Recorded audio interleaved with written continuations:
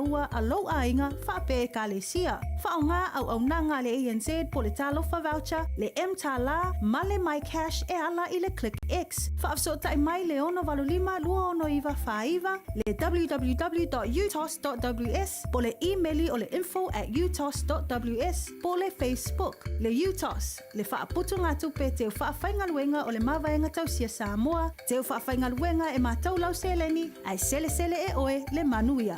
Talofa Samoa, o Atish Narayan, o le Licensed Immigration Advisor mo le Auckland South Immigration Consultants. E visosoani mo so se tu ai ngā visa e malanga mai e New Zealand po Australia. Telefoni mai nei loa i le o valu o tasi o no valu whawhitulua. Po le olua tasi o no valu fitulua tolu o.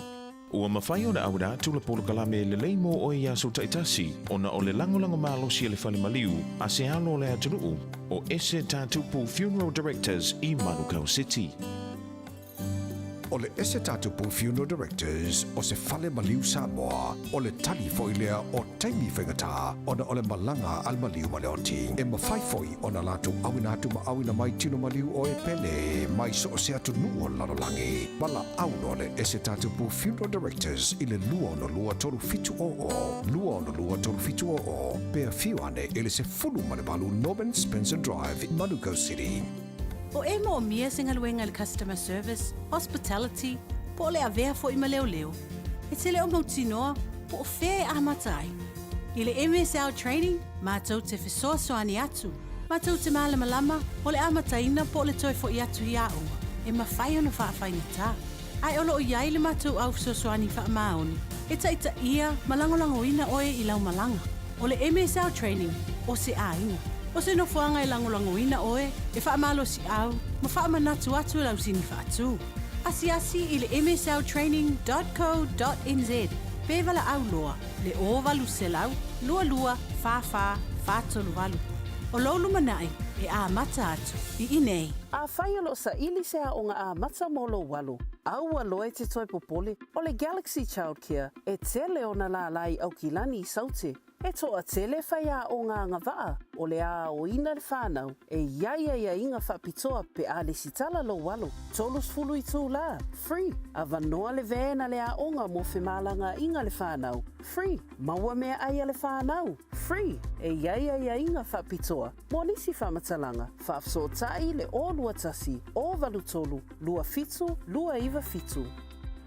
O le R-Dash Travel, o le company numera tasi le taungo fio pasese mo whemalanga inga i Samoa whapea le malanga mai i Samoa i New Zealand ei. A whea de loa i le ofisa o le R-Dash Travel, tasi valu lima Great South Road i Marurua. Pe vili mai i le telefoni tolu iwa lua o wha o. Tolu iwa lua o wha o mo le R-Dash Travel. Whatalo for the tatu o tino i le whai ungo le nei fo i wā yaso, i au si mai alau whaafonga, o tala mai lo tātou o tino. O le lefa mawaya i o le sui whaipule o nganga i whamaunga tolu mai le tofi minsta o le kāpeneta na ia umia. I le whiriwhiringa le tema ita i pāle mia le fio ngā fia mea Dr. Naomi Mataafa. Wa whai ai le whai unga le pāle mia e whaamuta loa le tofi minsta o whaatoanga ma whai ngā whaiva na se e iai le sunga la auli le ua tea polata i vau forces met. O le tuana i o le sauni ngā lontu le asa freile na lua o le urua i masina, o le tausanga fōdua o lua lima, le ana tāpuni ai le vāi aso o tālo sanga bāna pongi, na au mai ai se tūlanga whalawa i tele ma le pepa o whaamtalanga whalawa i tele, wa whailo ai le whai unga tusia le tamai tai pāle mia. Whalia le pāle mia le fio ngā fia me Dr. Naomi Mataafa ele i māmā, le ilo ina o le mata upu talu na whailo lau tele morianga o la auli, o na sa ia whaailoa mua ila na whaasaralunga, i le asa whareile na te nei, o le whaamasinonga, o le malu lea wha le tūla whono, e awa noa mo so se tangata Samoa, e sa ili ai le ame o tonu. O whailoa inga le pāle mia ma le sunga la auli, a o le i whaia le whaai unga ua whaailoa nei, na ave ai le whaipule o nganga i whamaunga numela tonu, vaenga e lua e whiri ai, o le wha mawai ma le wha muta o lona tuwhinga. Peita ina whaero e la auri ila na whaasara launga i le pōle stofi, e le i whaia sana whaai unga e wha mawai, ma e le wha mawai ma le tofi min star. Na turi te tau lea whaasara launga i le whina ngalo whaalawa i tele o le pāle mia, wa ia whaia i loa le i unga e wha muta pe terminate le tofi minsta o la uli. I le whaasalalonga le te o le malo o lo ia wha ilo ai. O lo ai ai le tūlafono wha vai ala wha le tūlafono. E wha foi ai to finga tau alo o le pulenga wha tonu. O a fianga i o le malo pe a le tau sisia ia ai inga wha le tūlafono. A walo wha tūlanga mai ai ma au lape o ia to finga. Ina ia wha tū mawai le ami o sa o po le integrity ma le tūlanga tau le leia. Wa toi wha iloa le fionga fia mere tau sanga e lua fes fulfitu. Na whiriwhiri eila auli e wha mawai mai le tofi minstau wha ato anga ma whai ngā whaiva. Ona o morianga sori tūlafono na tua ia i lea vai tau. E pe ona sila fia. Ai pe ta ina te le italia le wha mawai. Ina ua wha tūla i mai le mata upu ua molia i nei leo leo. O le mata upu tolu sifu tolu o le tūlafono wha vai lo na pui pui tolu. O lo ai ai le tu ua o le tofi. Ma le wha foi upu tolu pui pui e, wha pere pui pui o le wha foi upu rua. O lo wha ilo ai o le ao ina avanoa le tofinga o so o se tasi lava minsta. Pe a whai o le tofinga o le minsta le natu langa ua solo ia. E le ao le malo, e whaia lea i lunga o le whautuanga le pāle mia. I se tusi aloa ia ua iai le wha mau wha ilonga o le malo. Wa wha iloa e la auri le na wha asara launga, a o le i wha iloa lau tere le wha unga le tama i te i pāle mia ua wha muta ilo na tofi minsta. O le a ia talia so se wha unga e whaia ia te ia. Ma ta pena iloa isi la sanga mo le lumanai. E te tau isui whai pule le wha wharetui o le vanga wha upu whai o lo tu nei le whai ngā malo. O na whai mea wha alongo i le pāle mia o lo lātou te tai. O le whai unga fo i e whai e se minsta le kāpeneta. O le mata whai oi tu tasi lea le pāle mia. O le whingaro leo le te tai o le itua ngai ma le pāti wha upu whai e pui pui ai a te taua tangata. Le sunga tui la epa lupe sori aisa i lele malia le ngoi. Na tūla i le tofi pāle mia mo le siria le lua sa furu tausanga. Ina ua fesiringia e nisi o tu stala. Ona o le mori ai e leo leo le minstao wha ato anga ma whai ngā whaiva. I le whingaro tui la epa i le whairoa inga masani ma tu stala. I la sa tofi le nei vai aso na ia wha e di ai. Na te le wha atonuina. Le pāle mia a wā alo manino, o ia e whaia le whaai unga o minsta, e pei foi ona ia whaia to tasi le whaai unga, i le sunga ala auli ma le fionga fia me, a o avea ma minsta o lana kāpeneta. I was just hoping that I would tell one about my life, how would you make to friends? So, from my life, I want to let him in, before Yahweh. But from my life, Fate a uma o no. Fate o nuna le vai ma uma le ko lu fa ma. On e foi un tau pi le tase. Le tase na se vai ona e pe to o la u ka de. Na ne ma mo ya la u ko. E na sa fai foi ala u ke li fa ka li che. Ama o fai la fa ma ami o ko lo ya e. Ya la fai. Ya kare fifia la o. Ai se le me fai un par dia. Ai. O fio ba o ta o ku fa bia. E na ka pe neta lo tia pe ya wi ma le o fa fet. Ile a. I ma ta o fa pe na pe singo so fi se ministra. Pe na pe o mo. Te ile na o so se me a che è fuori se su se ne va ma il parli ma che se si va a guardare sta che e la parte mia è il porto e lei mi dicono vuoi ma fuori mi fa qui e allora non che la mossa io mi fa mai o vai alla tu e como fatas me va bem com uma mamãe o le power que como e que cá o ale a esse o power é mais que cá power o power é esse o fio que cá eu faço como o meu na sai ale va fumar bafa eu não escai não ma qua foi assim né me sa fa que eu ganha foi mais o lo e non si può le occhiali lungo con la fa. Nessa suona la firme mi tau fai o le pe o tu pisa la tu o le le sa fai una foi le fai no mai ala wai te le mo si la fie le tu o que le fa como no si de parte o si de parte solan fai sa am fai o fa parte na wena na lenga si de parte a o mai lo yo o fai uma culo e non pulo o io parte o io tata fai toa o ke ka o i unga i fai ke ka kusa o le unga o kia o le alo Le tai o le tuangai le sunga tu le palu pesori ai sei le maria le ngoi. O no fasauni le o nanga le ofisa mo le vaenga o puipuinga lau tele le biosecurity i le ofisa fa asu po le quarantine i le mtanga luenga o fa atoanga mawhai ngā whaiva. E tau fia uma o loa tau mawhatu aisa mai ni wha mamoli po o loa kompania o mai Amerika Samoa pe a whai e tau nuu i le wafu i matautu i a pia e le aise pe mita whaatanga ma pepa o le puipuinga o le saunga le mu mai le mtanga luenga o fa atoanga i Amerika Samoa. O whairoa le vaenga o puipuinga lau tere o leo ina tua oi o le tātu o tino i le sao mai i aio ni wha mai ona oni o loa e wha uru whale mai.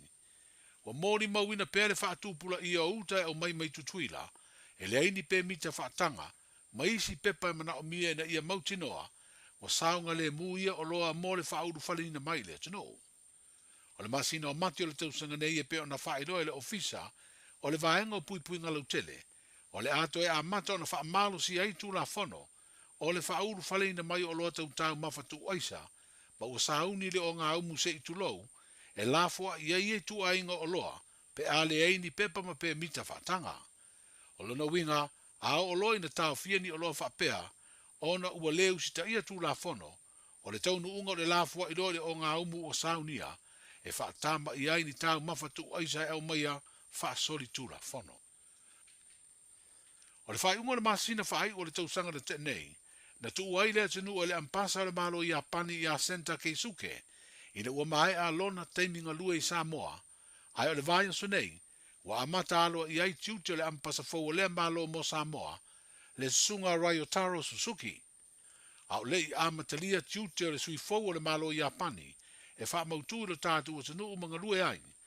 O le stofi o le vāia so nei na tau au mo mua tuaio na tusi tau aloa, mo lona tō finga, i le fionga i le au mamalu o le tātu malo. Le fionga tui me le li whano wa le toa sualau vi le lua. O limas futasi nei te usanga, talu ona whaavaiso tanga whaavao malo Samoa mai a pani, talu mai le te usanga e awhi i visalau fitu tolu. Ma o ia so tanga, na whaata ua le ampasa fau le malo i le na saunuanga, ina ua tau a ao na tusi tau a lolo na tō finga, e peo na whiriwhiri ai alo na malo e avea masui o ia pani mo Samoa. O so tanga wāwara lata fo ia o tunu e lua, na wha loa le tupu pea, ina ua malele le fionga i le ao le malo, e wha fitaia le sui o lea malo i le tere o ati na e le lei. O lo fesoa soani mai ai a pani le ati na e o le malo Samoa. Sa avea Ryotaro Suzuki ma ampasa o lo na malo, i te tonu o le tunu o Iceland, a o le i whiriwhiria enga lua i lo tātu o tunu. O le asos furuono o le masina na te neo te sema, na tau nuuai i Samoa lea sui whiriwhiria o le malo i a pani, mo le tau aveina o lo na tofinga ampasa.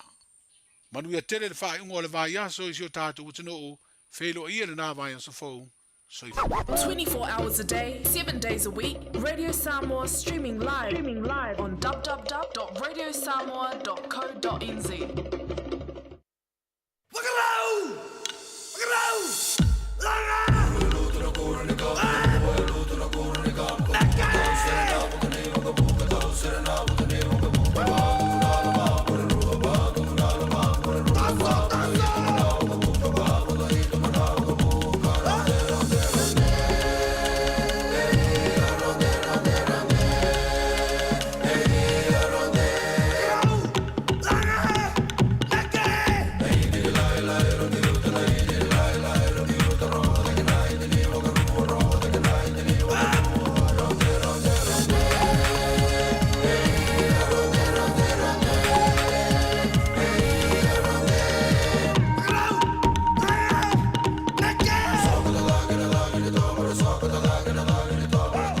O falofa ma whaafeiloa ia tu le pa ia lase o le tātua tinu ile nei fo vanga le fiafi.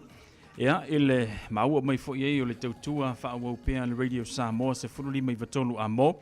Ile nei ia fiafi ma le whaawau wino le tātua puluklame a mai se lava fo ilana au nanga mo le whaafonga mai le tātua tinu iso se tafa. O le nei lalolangi le ngata fo i lea o so se no whanga lo whaapenao na e maua mai le tātua puluklame whaatalo whaatu le ava ma le whaalalo.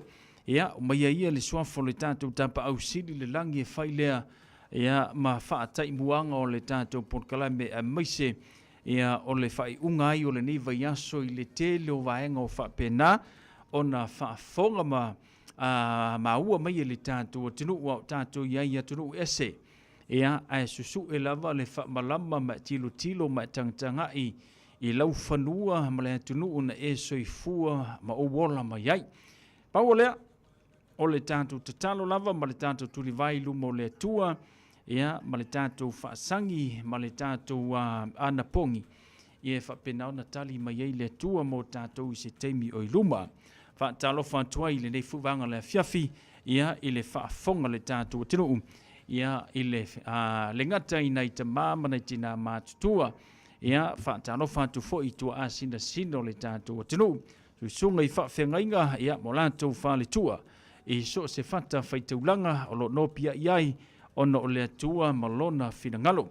Fatalofa foi ia i a fionga i patele ma patele te maita sa monike. Fapena foi a fionga i epkopo malatu so swani ia ma so se whaafengainga. So se kalesio fapena ia ona e ngalue ai ma a suina ile i puvai o leola. Fatalofa toi le ava ma le whaaloalo malo le soifu manuia. Alo fo le tau ata i whaatalo fa fo i au na talai. Ia, po le whanau o le tua o whapenao na sala lau solo i so se atunu o le nei lalolangi. Ia, ua le tala ino o lono finangalo i nai whiwhi au talai. Ia, meise nei missionary mo tu ua o lātu a inga o lātu atunu o nei mātua ma woma e masani. Ia, ono o le atua ma lona finangalo. O le fionga lava ia le atua. Tātou watu mawhai, tātou manu uma, ia, whai masoo, ia, matalai, le whirangalo le atua ina ia tupu mafua mai, ia, le telo ni anganga ina ina mo lona whirangalo.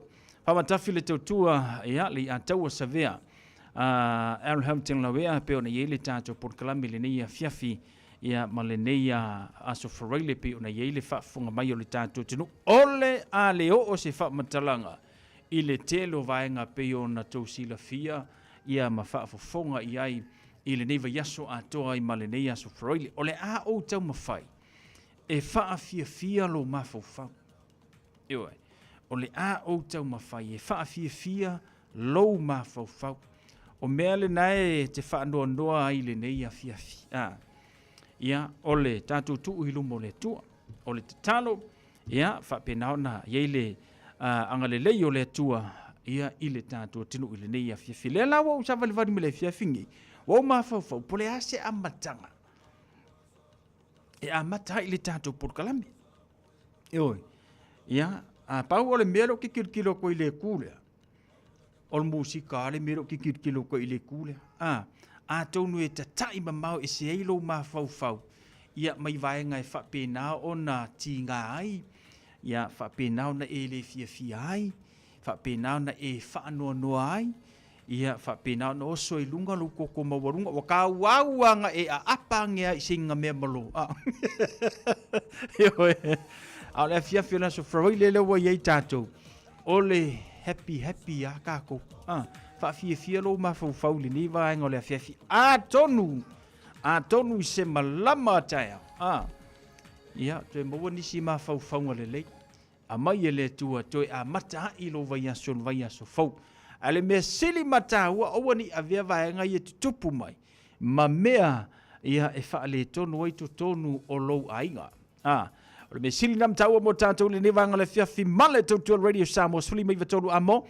Le ua se ei me fo i ia, o le lau kama whaila e wha fia nanga rau keiloa. Le aia ma sau fōringa fia i le aso ringi. Ioi, nga e alu ke whainga ruenga, nga e alu nga ke whaali. Ioi, nga e alu koe o lo fia amo kinga o sesi.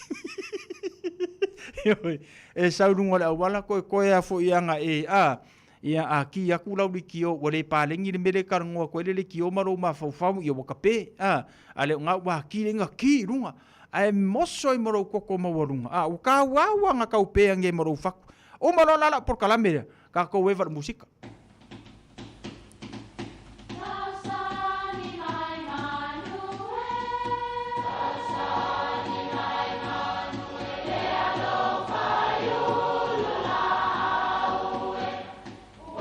E o whanga manu i ululu o la au, awa e whawhanga i funga o la au.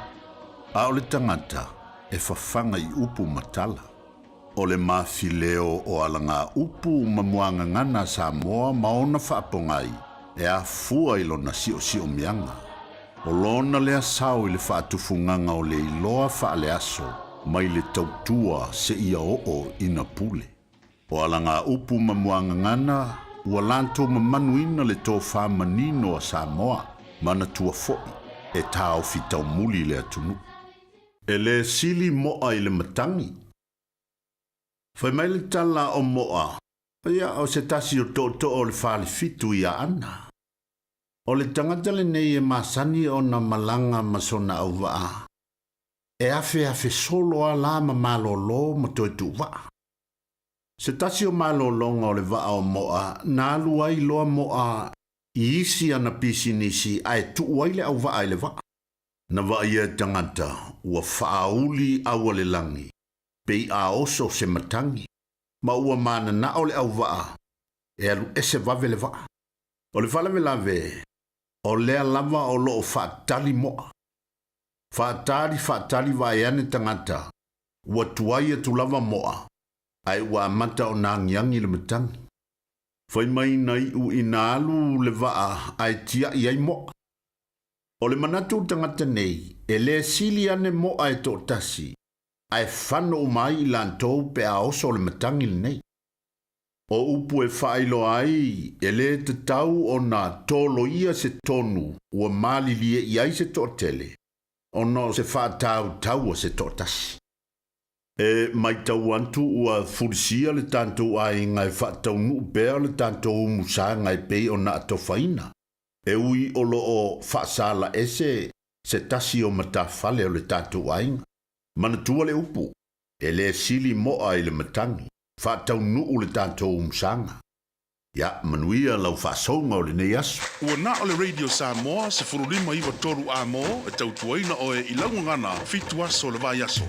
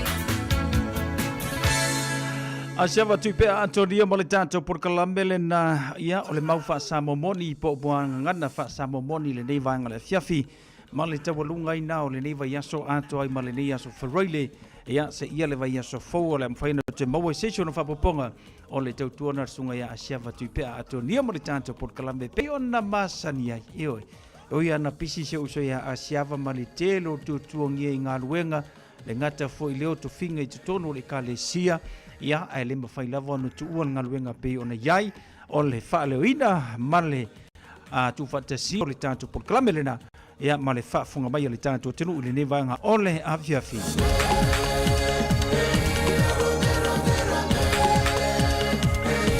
Se ma le tātou porkalame se whaafeiloa i ma whaatalo whane tātou o ma paanga pe ona maua mai le tātou porkalame i le nei afiafi. Whaatalo whaatunu whau mose manot se fumanuia Peter Eleniko Falaniko malot se fumanuia le mafuta mai le nei fiafi. Le fau whaafetai mulipola malola se fumanuia le ngata foilea sao pista alo whaatu whaafetai le whaatasi mai. Whaatalo whaatu ia sia olai ainga le mau le tātou porkalame ta sele to ala. Elizabeth Peshao malot se fumanuia whaatalo whaatu ia tino le foi mau mai le tātou porkalame le nei foi vanga la fiafi. Ia, seo so ia jai tiai alo whaatu kama sasa alo whaatu tiai whaafetai le mai e le tātou porkalame le nei foi vanga la fiafi. Seo so ia anseka committee ia le ngata foi leo le ainga le mafuta mai meleponi au sitari alo whaatu wakas mesili ne manuia o tau manuia te sang fau ia mafufuanga ia o le matanga o le nei tau sanga whaatalo whaatu foi ia Faiae ma tui pipili farao manot se fumaruia le mafuta mai Amelia Mikaele whaafetai le whaatasi mai le nei fuwanga le fiafi ia ma le tātou porkalame whaatalo whaatu ia Pele Graf mai Alaska i Amerika ia le pitonu o manuru le nei fiafi le ngata foi le whaatalo whaatu ia Salo Sami manot se fumaruia whaafetai le whaatasi mai Sautia Lilo Mayava whaafetai whaatasi mai Sautia alo whaatu Janetta Asiata Malosi Fumaruia mai California i Amerika Marie Wong King lungo le tātou YouTube channel whaatalo whaatu Marie Malosi Fumaruia manuia le tausanga fau Marie Salote Collins tano whai ia manuia tausanga fau Salote ia masalo aiwa umaro pisi la matanga ne tausanga Sina leo whaatalo whaatu malot se fumaruia whaafetai le whaatasi mai le ngata foi le whaatalo whaatu ia Katinga li pio le ala le mau mai le tātou porkalame whaatalo whaatu malot le se fumaruia Tina ngawang mai koukosi au se talia malot se fumaruia whaatalo whaatu fo i le nei a fiafi a Perisa sua mai siri au se talia lungo le tātou YouTube channel Pele nato le ataua malot se fumaruia pele nato whaafetai le whaatasi mai le ata wale sa so lao le mau mali tanto porkalame so fumaruia santi tia tanialu ia le foi mau mali tanto porkalame le nei foi vanga la fiafi male totua al radio Samoa se fululima iva tolu amo ina walus for mal fitu minute wote ai tula e fitu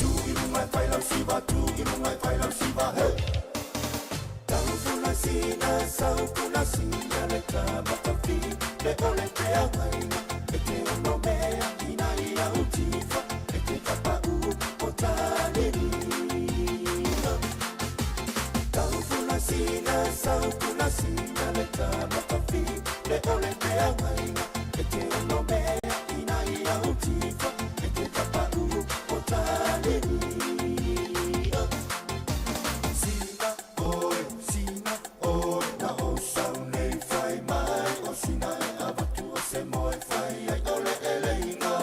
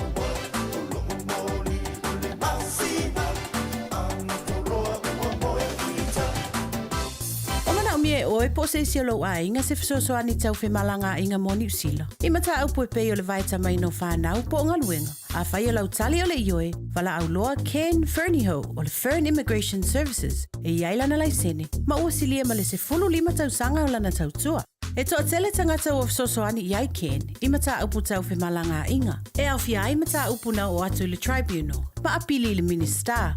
Tanga iane i le mato Facebook, ma le upenga te whailangi i moli mau. Mo nisi whamtalanga, wala au mai le Fern Immigration Services, ma tala noa ia Luisa, i le oiwa, lua ono lua, tolu lua lima tolu. Lua ono lua, tolu lua lima tolu. Po le o lua tasi, tasi lima tasi, o lima. Avia maua sosa, omega ka, ianga lowi ngoa, omega ka, salale tau mofie, omega ka, fili mai loile omega ka. Omega Cars, lua selau Cavendish Drive i Manukau, po le telefoni o iwa lua vitu 5 tasi lua. Susu mai Manukau ne, omega ka. Malole keisile omega ka.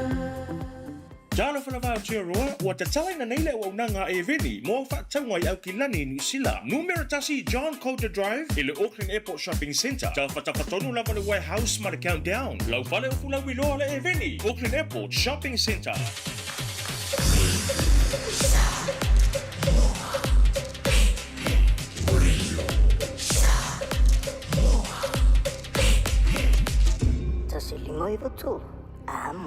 Lewa tele titi le afa le fitu taimi masani mo le famrianga le tantu aso whanau mele aso soifua le nei fo ia fiafi aso se fulu le neo Januari lua ono 5 ia pe afa peo le solo aso whanau na evala umeli e teo le talaina o te tala tumo o tolu fitu tansi 5 i vatolu ia fa se mai fo ilunga le tantu Facebook page le gata fo le tantu YouTube channel maua lo wa noa ia fa pena fo malunga le tantu email on air at radiosamoa.co.nz maua le lei ili familianga la sofana umule soifua mo oi ia pei ona masani ai talo fatu le tato por kalame ya sati tia tanielu maro soifu manuia talia se tato wala au tina ngawang talo fatu fo ya Stacy antoala mai melepone wi alo fatu a Stacy alo fatu ya oi masi au san wa mai o kama sa o ai le va io fa fia ngelo ma fo ya Stacy ma sianga sani le mafuta mele ni afia fi mele poni sara maumanga le ngata fo le leti ta fau malo ya le mafuta mai kwam ko ka fiolai kati nalipio le ala so i formaria fa tele fantasy mai mafuta to Starship Hospital ya alo fatu so ya mo pelo malo sile ne ya fiafi Amalia Mikaele Viliona tana professor me ola tu ile ne ya fiafi Famta ya mo salunga le tanto YouTube channel mai melepone fantalo fatu le ne ya fiafi male tanto por clame ya Radio Samoa se fulu 5 iva tolu amo e la email le asofana ule wa tanu mai tau ya ona tanto le tanto pese matato lo fanga ole ne ya fiafi fantalo fa pele motunga mai California ole fabrianga le tanu mai tau masalo etasi Reliena ikitau Hamonianga la sofanau, this is the day that the Lord has made. Let us rejoice and be glad in it. Manuia loa sofanau Reliena ikitau. Via le tua waulia mailu se fulu valu tausanga. May God bless you always as you embark on your new journey for 2025. Go with God and be great. I love to tell mo oi from all your ikitau family in New Zealand. Ia fa pena foi me au se talia manuia tele lo se fulu valu tausanga ile nei fo ia fiafi se usa ile tu pe si tato wa emaili ale ai lo winga na pau na le tato emaili lo tonu mai ta male tanto por clame ia male tu ale Radio Samoa se fulu 5 iva talu amo ia male tu pe ona masani ai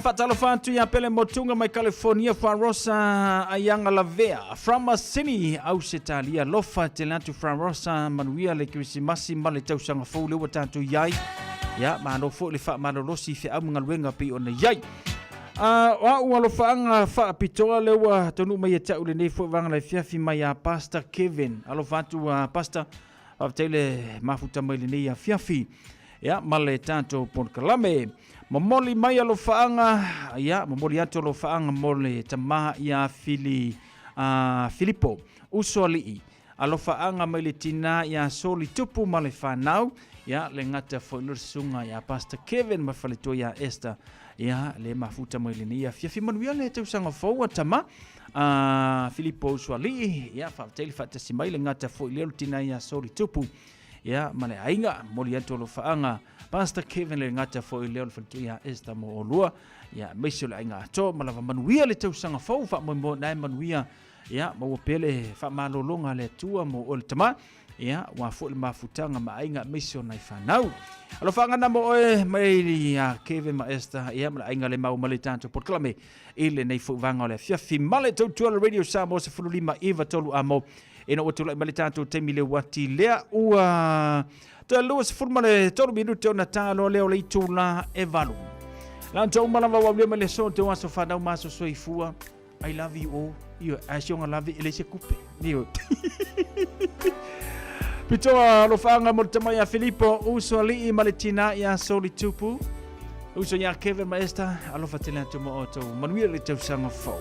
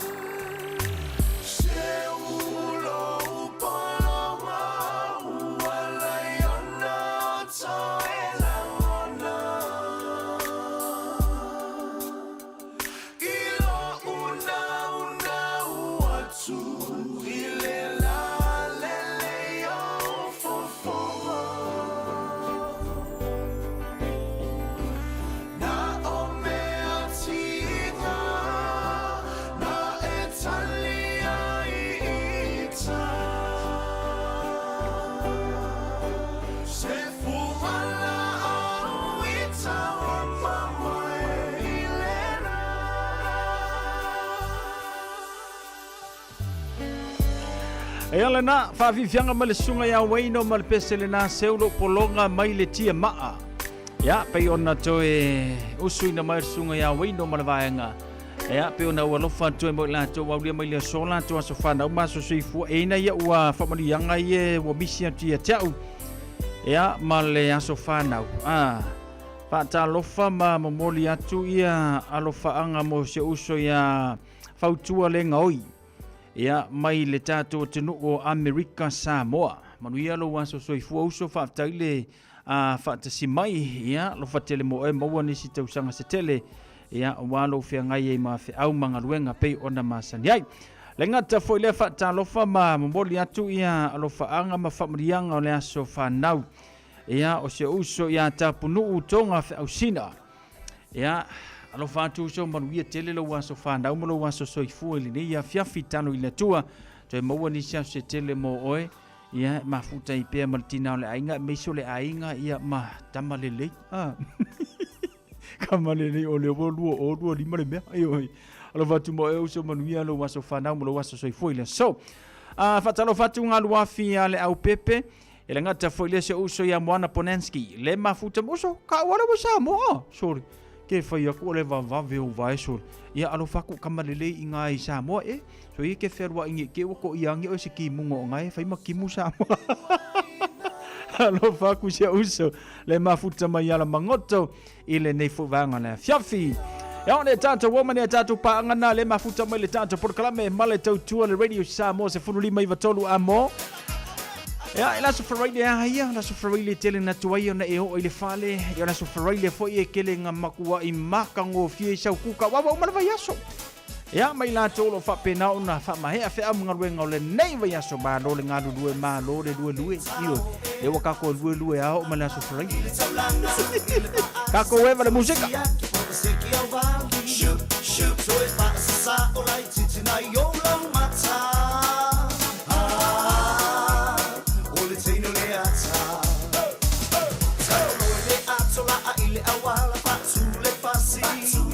O mata umalava o le pase se ua avele tama e tai Le matati o atu toe pase sa o le ulu Ua uma O le ino o le le driver Ua sui fo i ana whainga Ua fao i luma i le ave ma whai ana fika Ua sui fo i lana mata Se patasi i lana whaata Se i lava wa ata na o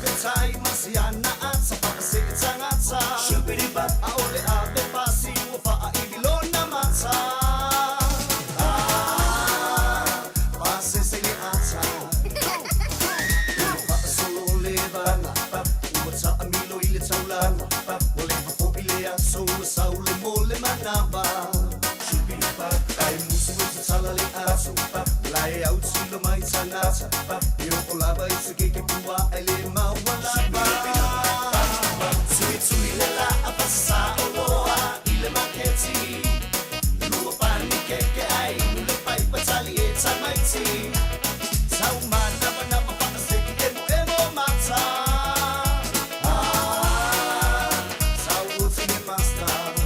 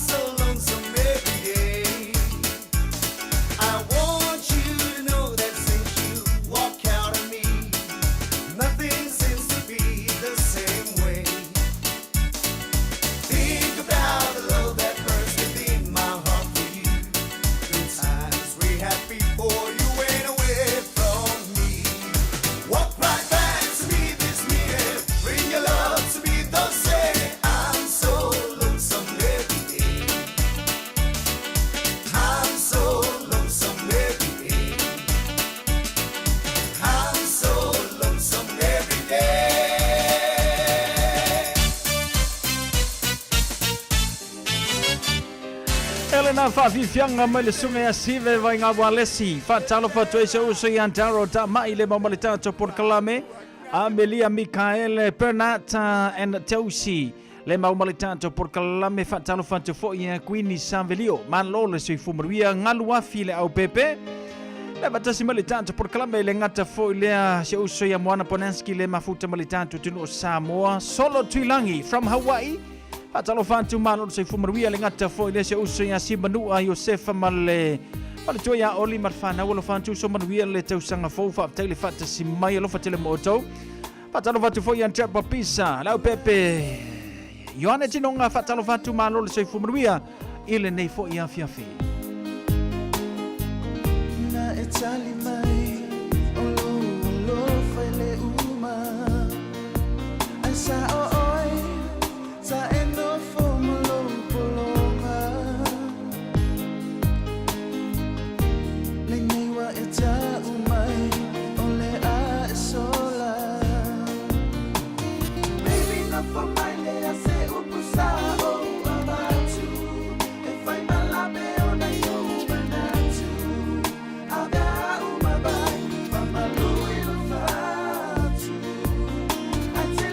on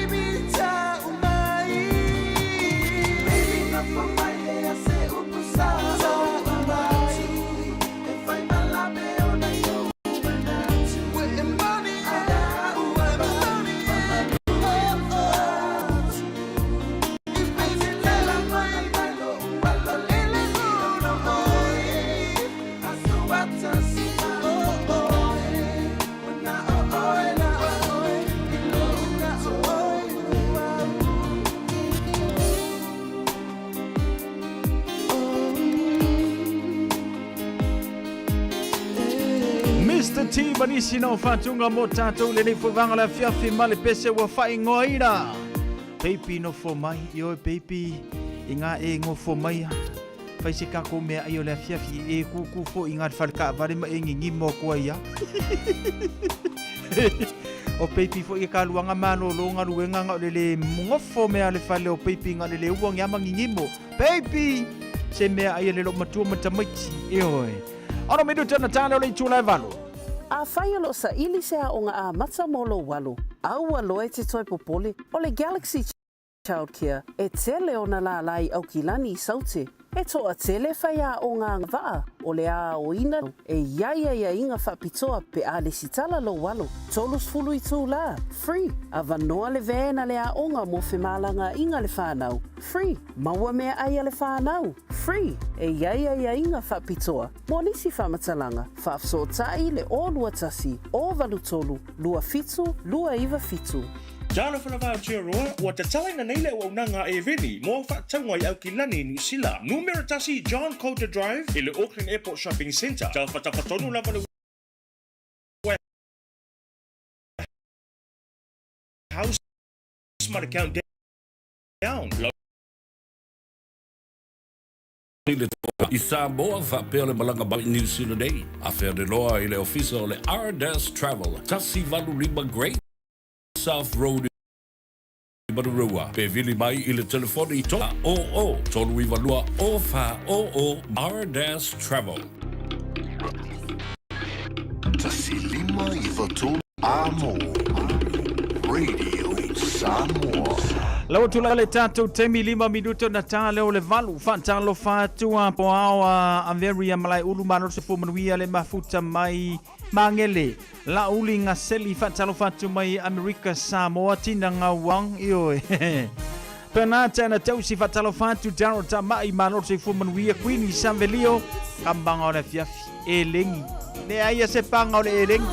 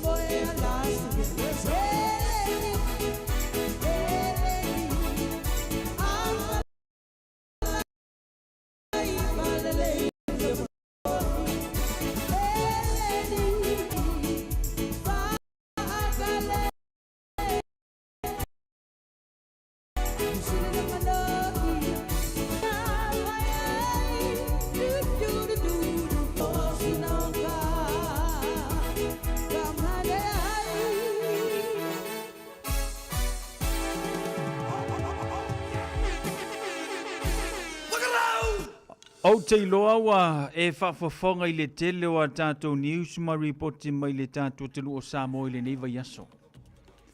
Ai ei le tala o te leilo pe o te atai pe ka ke ika I e pe ka ke whaali ia I e. O le nuu le moria mai ei le li ile pe ia e kasi a luangu o ma ke vai wawala lo. Ai kasi ala tilo atu I fōringa o le tangata mo na ofu whaafo mai le saunungo le tātou reporti lea. Le lopo fese me ngā ka ai. Lupe pelo soi fua maro lo inga o ia e iai o na tusi pasi po o ngā na waa. Ia po o ngā qualification mai le whaafo mai atunu I whaafo. Alo wako lola ia le whale mai whaila ngā sia singa. O le mea la tatau o na ave ia ile na fo ile le tatau o na mataala ia ile matanga ruenga. Nang le sa report. Na kuala kamale faila ngasi singa I tangata mamai. E o tangata fo ia le ato tole manusi wo o ia ile asi singa kangakangi. Ai ka ke ofo fo se tilo atu fo I fo linga. O ofu la ofu wangi fo ile fa fonga le tunu. E atangia I ngā e leo e mamao a marifo mai. O le mea lango ka le fie sau le tala. Aluaku ka ngaka le po fele mea ai sai. Alu to tono le fale mai, faila na si singe te ngata mamai. Fa ake a maka ngaka le mamai. Longa winga wa faile li le ngaka le mamai. Ngau ko mara rosi, olo yo ko ai. I le whaawinga ino le tanto reporti le na au mai. Ngā wai runga o penga te whailangi pe fia whaitau mai fia whaarongolongo ia. Lea lae tūla I nei lunga ma le wha mesino ngai se taimi lata mai. E tali I ona morianga. O le fia fō mai ai kaha. O ne mele ka kaunga matala I le tanto soifua ma loloina. O la mea la fai ala ku ngeira ka ngaka rea wha ke ase ka ngaka o lai makua ki ngā inga whal mai po se tangata e tatau o na monitor se ile luas food fight tula. Ilona ngase. Ai laku le ulanga le fa ke amel fan mai. O lo nga winga la aku pu se fa la ile in nge kanga kai. Oi la ku wai. E ku wai kanga ka le pe ku wai le matanga ruenga so ifo mano lo. Fa ko foi. Wai ka sela ka kilo ku kanga ka le sa ulunga ile ka. Ole ofu fa fo mai la no moana. Pe wo va ai ofu fo mai aso. Ai maka ke kele mai lua pepa sika le ki de kanga. Mangingo ele ma se kupe o yat. Ora si kaili langa faile ole farma soli. Pe yali e ko la amai li fo mai. Pe ko la amai pen matalave. Pe ko la ku pen matalave. E fa ke anga se ngase o malo los. Ka wela no ma fau le. Fasile matu o e pesi fo le fa mai le ole. Pe ya le misela. Le foi nga vai ko ile sikanga kanga o po fefe le menga ka ai la ku fa pasile le spray foi le foring o ka mai ki lai mai.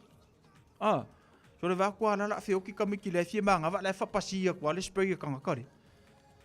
Ar kala foi nga fa me e foi nga ye experience malonga mala fa fo mai. Ai vesi le kako ku hu le misela o ka mai ki o la wo ki nga ingo le afioki. Ai la ku kanga ka le fanga ile nga spray vai. Fa foringa ai mari ai sa tatau ona matala so ifua manolo inga itu ai ngata nei o kakova ai le mele o kupu ye lo pe ke ka ko se ke mi wa ka ale ile ka ale le kaulanga saula unga mai ka ko kuspa ia ye on sa olo le kala la opusile sa mo wo su le kusi fa no ku ka le o se sirvinga le kusi ia tato fai tau solo moli mai ia Maka ukia le me o ya kako sole matal tau na matala le tantu matanga luenga I mea fa penei awale soifua maloloina ia male mate tuina o kanga ka fia fo mai ai kaka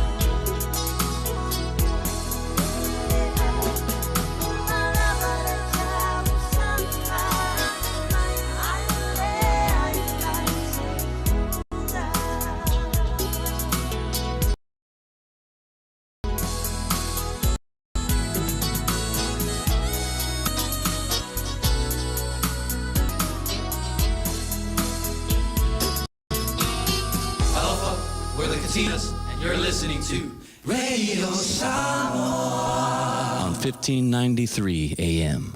Whai mea alofa I a inga maua I Samoa, e ala ili whaatawina o se hotel ta alofa voucher. E mawhai ona whaongaina mo aso ta ua whailongaina. E pei o aso whanau, whaipoiponga, pe whai malolonga mo ta whawhawai whaiungo vai aso. Whaatau e oi New Zealand nei, ai piki e lau a inga I Samoa. Tanga I ane ili pacific40.com/hotel. Ma whaatau nei loa. Pe vala au ili o lua tasi, o valu tolu tolu, lua lua lua tolu. O lua tasi, o valu tolu tolu, lua lua lua tolu. Beta Drive Doctors, I le taulanga whaatau I mangele, whaapea manrua. O le vaenga o so ngase pe amana o mia. E whaatino e fo I matupui pui o le whana witi, o tupui pui la COVID is full river, mo I lato is full on tausanga malunga atu. Whaapea matupui pui o le flu. Wala au telefoni, lua lima fitu, valu lima, iwa valu. Mo so wanoe whaatino ai nei au nanga. O fisa fo mai mangele I taftafane o McDonald.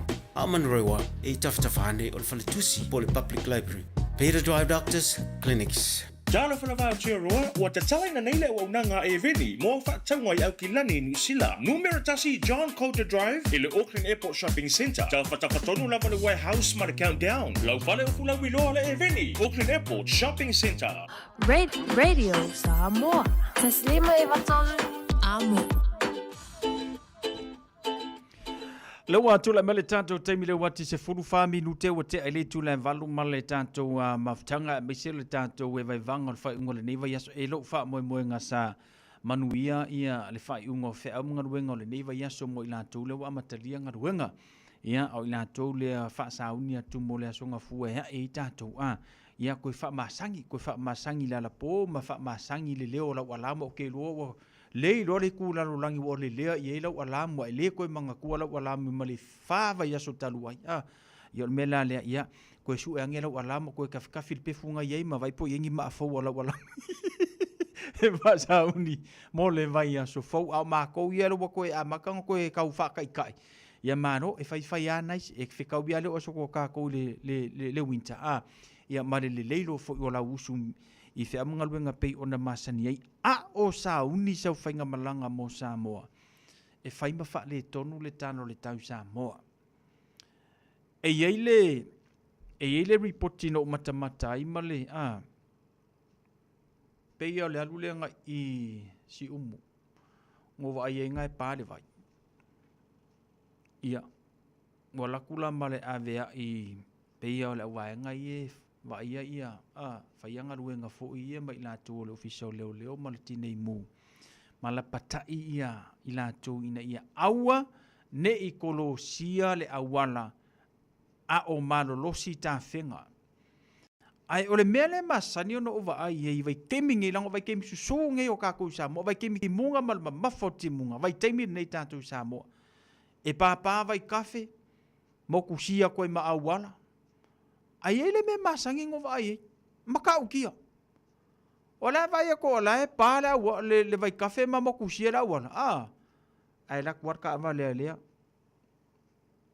la kuaru sa o il vai lungo le suru lungo le vai café alwa ku le pas alu lunga wa nau ina ia o le fainga malanga ai le nau le saunga le mu ka ilo la ie langa yo akava airu se vai ai pa fu lili ino mafiu anga ole makoi ka kafea se sela ye tato ma fa le yango ye tato nga winga ka sile nga ma o so ifu ma le ola le tato tinu fa pe ke ilo e le o saunga le mu awange e sopo ia le awala tato lo sa vali a mese ka ko ave ka vale le leia le pui ngai lo le tautonga fitia Maenga la lena ia ina ia fu le fa manatu matu watu yo au tafa ta tole sauni malanga I Samoa ia manatu lo saunga le mu o le kale vivingi o lo ua yai Samoa le kemingi lo no winga fa malusia fu le toi fa nga la mask ia pe oia te lo ai oia pui lo soi fu malolo ina ia wai esele ea le ke manga vai ngi esele ea le la kumanga vai Samoa ia mise o le ki munga ia makelele ngamu ia afa pia fo ia ia pe pese na fa mai mo tato ina ai ua afia I tato ile fa ma ile o kale vivingi ke le lo po le ko inga kale le fa ngol kale vivingi masalo pe ka fu le kale ai le fia kale ai ka va ai ku umia ngai lunga le ua ai le kale masalo pe kai fa pe nga fo ringol melo kale vivingi ol melo kale vivingi e malanga i Samoa fa tete ia ba ilo so fu malolo ina fa mo mua ia le ngata ina o le teimi te felwa i le tavale ia man peno fa ya tu la so ngu fa manga ko kako o ngei ngi usila ma Australia ma Amerika ma isia tu nuwa ma sani ke felwa i lungo le motorway e alu la Samoa e aku kako ngei la ilo le se motorway Samoa ala e fai fo le va ngala la to wa motorway no winga ia ai fa le tatou le atu fio wa kako le e aku ngai ma rent ka vale foi ka ke fe wa ie ai matala fa mo le tatou tinu ia ile maenga te fe malanga ai Samoa a mesela e ile si vaenga o mai tauina laka mai a ko le manga kua para le kemingo walu sa pe se meu apelila ka usanga ngi tele yo no foanga i falo o loa foi fa tau ia tau mafa vela e ia la no fanga te la to lai i la to lai lai marupupu ia le fufingo me tau mafa a wale funga tau mafa le tinu mai la to fa tau ia ke lo ngai ai foi la le si au fa tau mafa mata foi kama foi e ku lu ma wala sole e fa ila ukala o le wala kele le la le o ulu vela o kalo vela fai ai e lengi au le ia le fufi pe se kama vala fo le longo winga na afa pe lua le koru i kula le kula u le au ka fala wala longo winga o pe fu uma nga au wana le woi ko kongu uma isole o kulo le o ka ku fa ka umai ia nga ai ale fa pe aka ko le manga ia le ai ai ke ka ngu ma lo ngai ngu sila ave sa o ma o ile miro mo mai fa pe ai wa ka ia le kau ai le lo mai la vea wa ai pe fu le fai ai lengi le fa kau kalangi le awa ya koi foi fa ka kia o ka fa wa ka kia lo fa ngai ka ko ku le fa tau ne la to wa ia le se le ni mo al vai ngala le nai tau na fai te foi ta tau te lo ale vai ngala e se fe ma saunga le mu fa alu ye lo se le ni ai mai se na le te mili ni timunga savili ya vai ngala nai ta tia tu pe o ka ale fa ngai ngola se lengi alu la ko o se kam io pule o po fe me spenta ila kupe ia ai me sili o ngai ke happy ma choi ai sa mo ila lau manera ia foi mo le ngai ia ko foi ka ko kong kamik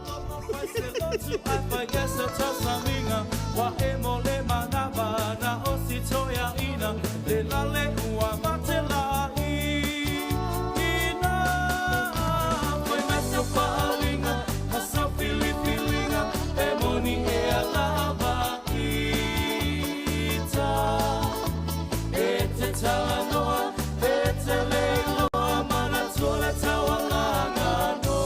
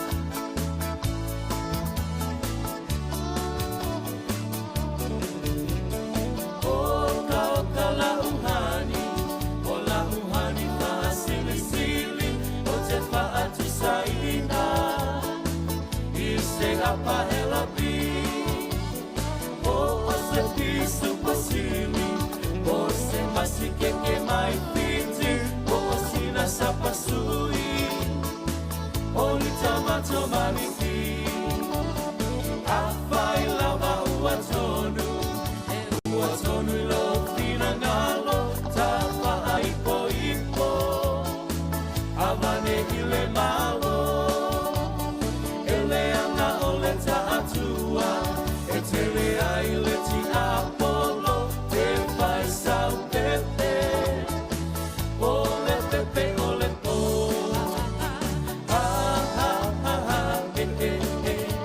so we ala ia malolo to tele via mai mai atachate se yo pese atu ile ea se yo pese atu ile ea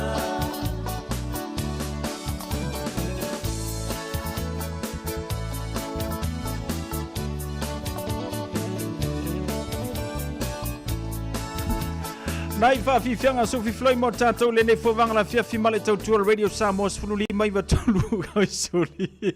Hango le wha ia kua o le karango mai Amelia. Hoke le mangkua ngau kako le wolua o lua lima. Me le maua mo fiaru Samoa no manera. Wai ka fio lai. Ia whawhetai lava ina iau pā ngal tue wha manatu mai. Io, kako le wolua o lua lima wha mole tite. Sa kaunga ingu whala au sa wai. Ol mele no tala no to yana nei aro keve aku le apia mai lunga ia so ia wala var ngawa ka ko koi kar ngoi fo nga mela mi se ko de si kemur ka ko pese le fika pa talo fatu san lote Collins se manuia le tau sanga fo le mafuta mai lunga le tanto YouTube channel Amelia Mikaele fa fetai le ki de se okay eu pa talo fatu sa pista fa tel fata si mai channel sa fuava fa tel fata si mai Cecilia twinga mala ya le ngata fo le fatalo fatu tau ili unasa Sofia Leota manuia le tau sanga fo fa tele fata se mai le nei fiafi fatalo fatu fo i oi le si vai ngale le si tule ya Rita tongia tama maro se fu manuia Rita ta fianga tanielu fatalo fatu fa tele fata se mai ile nei fo vanga le fiafi male tau Radio Samos Flima Eva tolu amo ina ua luas fulu maleono minute ia le ua te ai le tu la e valu male tanto por kalame le nevo i vanga le fia fifa talo fatul tina ya oli hai anti oli manuia le tau sanga fofa tai le fata si mai le nei vanga ole a fia fi ya male tanto we vai vanga male tanto por kalame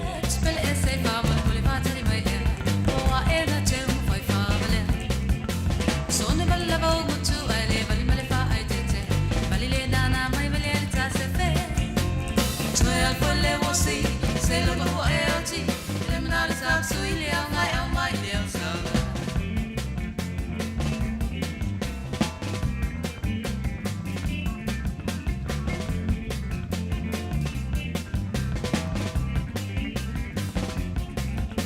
Oi la spele e sa se ta fa so soina. O si o ne tu si bala wina. U tumlo atoi ne bo si ba rock and roll. I will go le ole papio. Say no more LT, criminal is absolutely on my nails.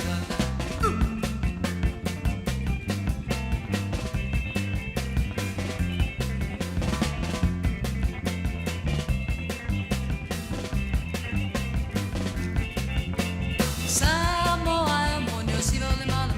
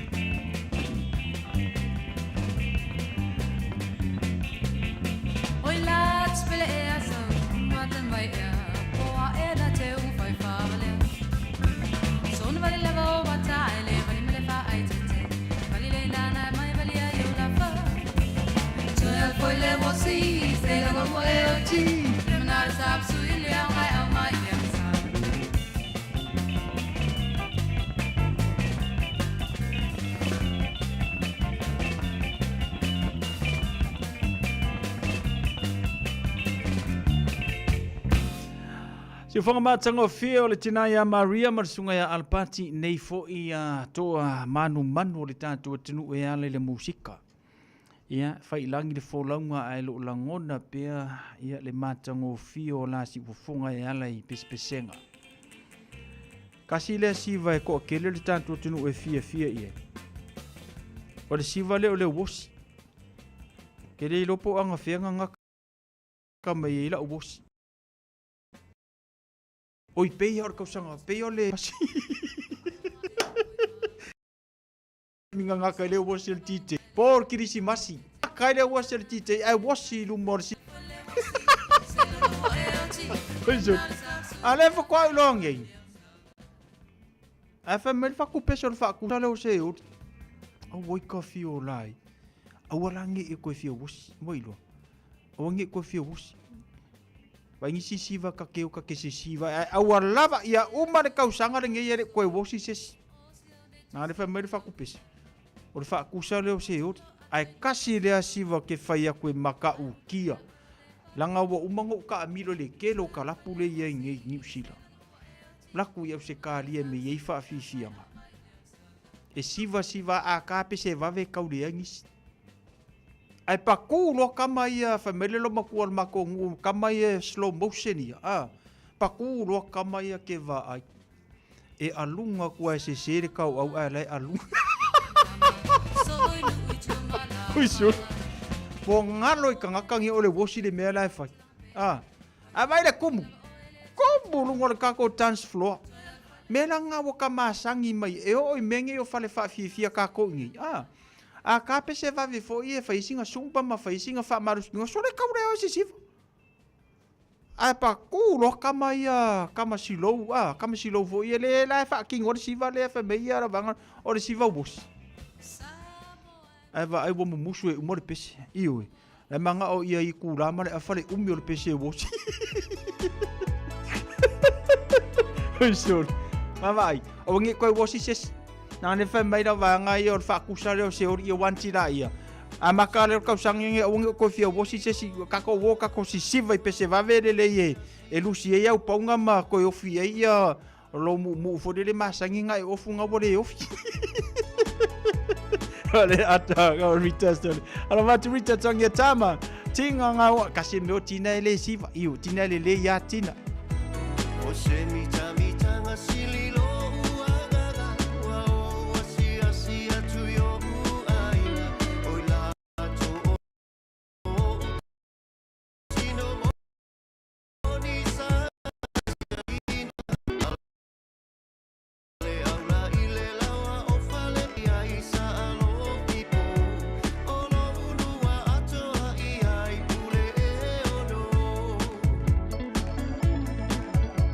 Oh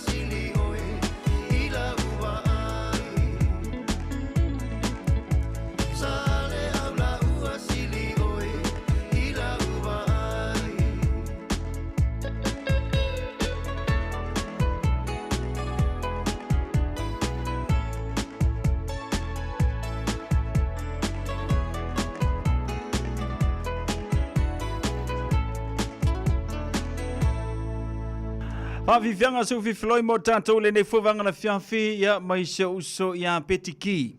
Ia manisi no whawhiwhianga mo tātou le nei wanga la whiawhi o le vivi ingo sio mato whio ango sale aula. Ia pe o nei ai ia tātou whawhiwhianga ma musika su whiwhiloi Radio Samoa. I le nei fo ia whiawhi o lo ngā so wharoi. Le mana tua le amatango le tātou porkalamere no whai atuai. So kango kaukakai ese lo mafo whau ma mena tutupo le nei aso wharoi. Le ala ia tātou whawhiwhianga o le nei whiawhia a kongo ngau kau whisoswangi aku i le mawhatia lo iei tātou. Ar koa kelo ngai a woma upa anga ia. Le ona, e makuare o lale tite ia o kousole. Iyo, lau kilo ngai i a kako, marka ko mawhakanga le whiawhiringi makuare o lale tite ia o kousole. O nei fo se mea o whai aku e leo washing, nei langa le o upon pesi. Eo, le langa ako e marka ko whamangaku. Ai e kanga kai whiawhia le washing, au nge kau washing. Iyo. Ia, o le titei, ka i mengi o whale whawhiawhia ma whawhiawhia e whai. E le i o le titei lunga le dance floor. Iyo. E le i o le titei lunga le dance floor. Pawala le meo o se, pawala mea ngau le whiawhia. O le pepe o le nguko le titei e usu pese i e wasi e la wari ia. Ia, ma maua koi malako wawa.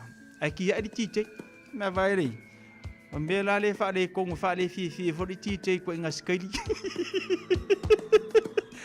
O le pepe o nguko titei e usu le wasi.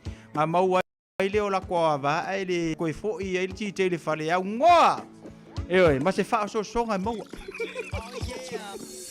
Alo vaku sau so ia Sam Tumalatu alo vantu so manuia le nei a fiafi.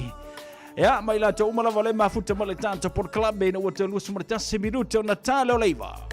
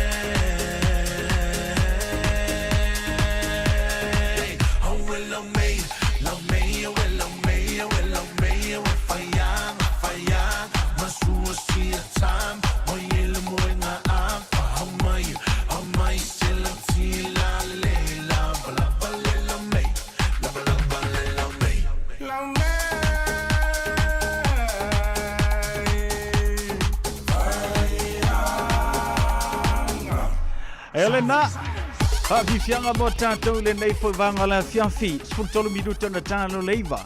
Ya, mo ila tau fianga i mata faonga mai vai vanga. Ya, mo foi sinei teimi e tue whai e au vai e te tue ha e tui ngā luenga pi o na masani ai.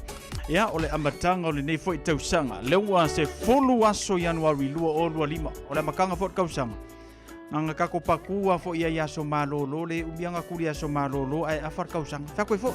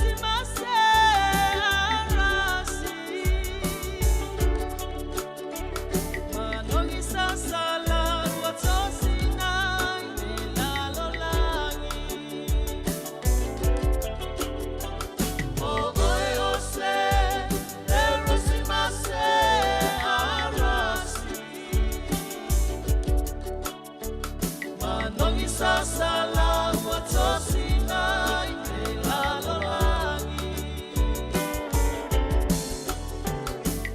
Aua e te anui le matamatagi Aua e toe pipisi umamai Tele lai E maa satu la faina e le tufunga Ua avea mama atuli manu au pito ilunga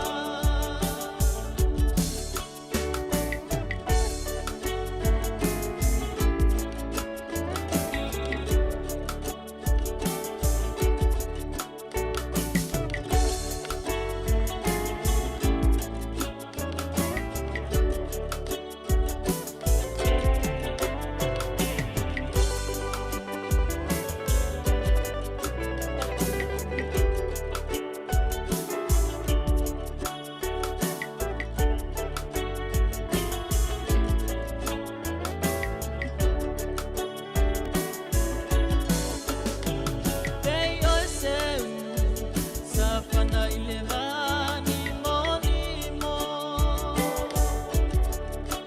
Te pua ole langi ele mawai ona lilo Se maila uale ave se aina Te alo sa o te ue I o ulima Se maila uale ave se aina Te alo sa o te ue I o ulima Aua e te anui le matamatagi Aua e toe pipisi umamai Tele lai E maa satu la faina e le tufunga Ua avea mama atuli manu au pito ilunga Ua avea mama atuli manu au pito ilunga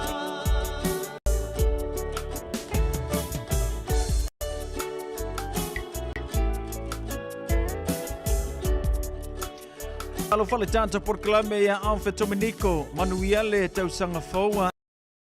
Alfa Dominico whaaftaile whaatasimu e vaivanga ma le tātou maftafi. Ia, le ngatu lea Amelia Mikael, whaatalo whaatu fo ia Cecilia tuinga malo a tātou wo mapaanga ma sandi o le tātou i e vaivanga. Ilunga le tautua Radio Samoa Sfalima i vatonu a mo. Maluina Lavinta Sane Rivieru, whaatalo whaatu, whaaftaile whaatasimai. Ia, le ngata fo ilea whaafirua i whaatalo whaatu.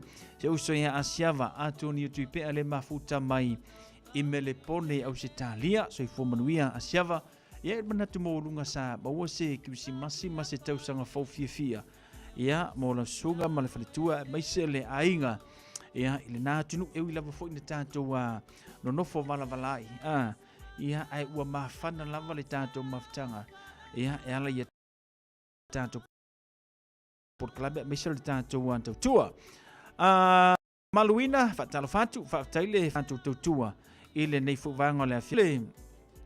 Le pesele, whaatalo whatu la whaele tafa ese sangato.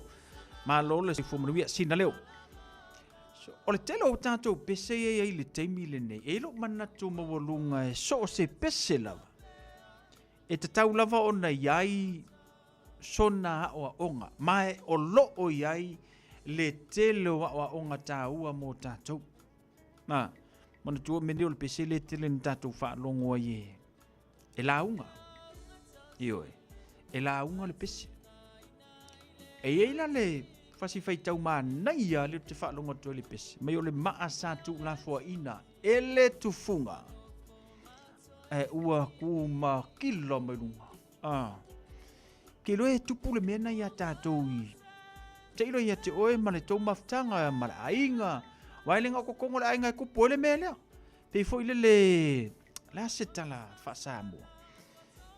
Pei vai maua lalo. E fa pena fo tu tonu e kale sia so se mafutanga tātou te o iai o ngā luenga tutupu fo tonu o ngā luenga. E iai ia le teime te vai e tu wai pe e lookdown ka ngaka ia ke oi. Ka kia la mei o ngā ruenga lango mei o ka ngaka mai ima o lalangi ko ki whapsanga. Ai a kupu lo la le mele to tonu a inga po to tonu e ka le sia po so se maftanga Samoa. Ka ilo ia ke opo la sula ngonga o uro wha ngongo ia. E ile la ule ta ua vaenga ia. O ka ngaka ngai. Molona ia to finga mai to tonu. O le mukuka. E ila isi ona auso e ata mamai e popoto.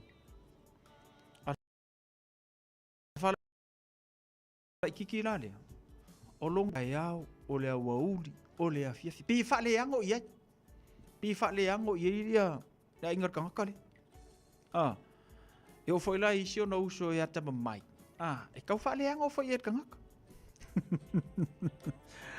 O koe kaula i ero mafofo, o le maa naia upo le pese o le maa sa tu la fo ina le tufunga. Aluai. Aru kangaka le maku, aru sue. Sue nga fo ia piula mama, piula, ele ai. Koe fal sue nga liskau sanga, koe aru e fot kangaka maku, ele ai ya. Ia. O le skausanga, walu le longa lua. Walu fo ia le mea le o le suei, suei nga whawhiwhi au. E le aia. Pe whaalu e fo ngadu e le aia. Faska ngaka le lenga i le mguka. Kasi ale kai minga suei ka ngaka. Paha whaiwhi au. Eoi. A o lona to finga o le mukuka. Ke vai ka ngaka ke le vai fuma masi kasi pe lu so ako. Pe e kui paras ka mai le fe au o saka o le umu mea matulanga i le fatu ainga. O fala ke kira. O fio ka mamaku kua e su e piura le ai. Aru si su e marua le ai. E le ai ya. Eoi. Sawat ka ngaka le se kua le mukuka. Kasi ar su engar ka ngakale ai o fai fe awe o mai le taimi le nei. Eo. Belana ta ole ole maa sa tu la fo ina le tufunga. Mua avea ma fa manuianga i to tonu o se ainga. Ya ka ngala ko fa li liu por pese se si nga fa winganga fa Samoa e mana ia mo tatou. Au tatou ia ila la matanga ne tau sanga. Pa penga ye ka ulangonga fa penga i kokongo mafukanga ma kokongo wa me atu tupu kokongo ainga ma kam foi foi le kau alo e se ka ko maranga me ele se tangata e vale le sila fanga le to lo le upe to ya ta wa masani ta to le fa winga inga ngana e tofu lava le tangata ia malona aonga ma va aila ia fi wa kama maku ia su ele au kasi ale kei minga su ela ufala i kiki lea. Pei se au e o mari kei miringi.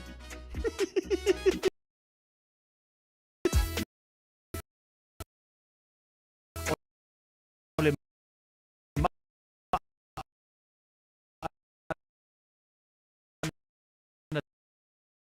tu la foi.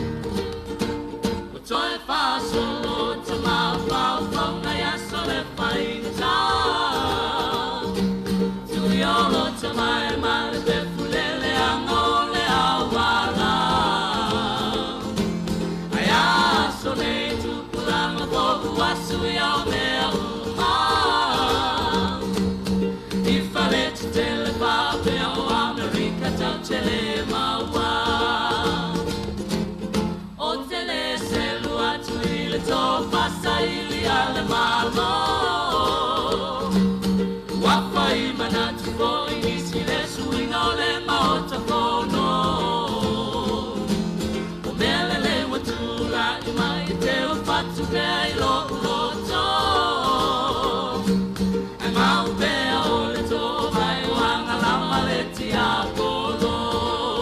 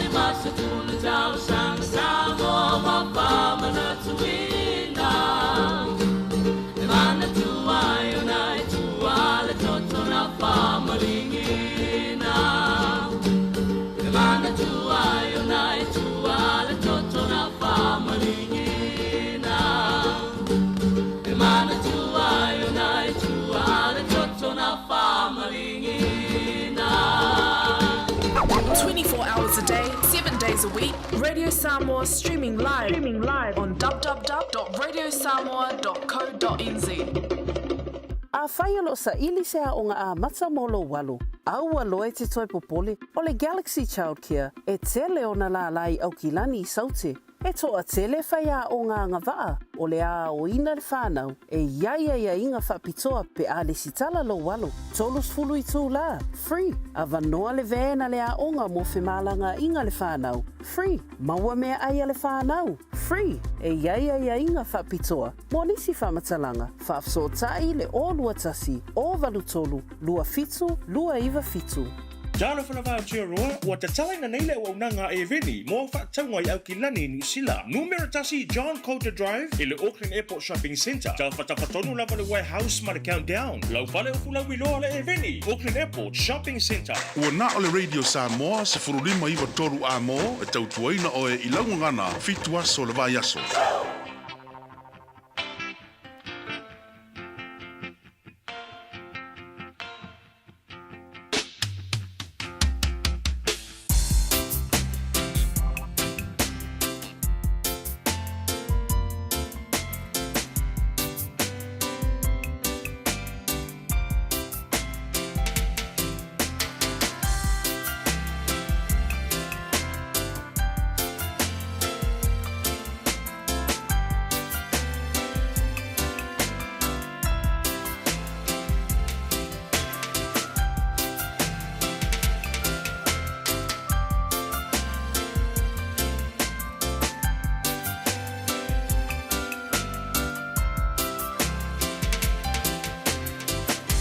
Sa ilo loto ele o tutulu lota faleo Sina ona tabala bala pele tasi oe ilo loto A ole fai anima e pea mai na leo soia lo vai Tutu salavata ua papa ese I ono sa imai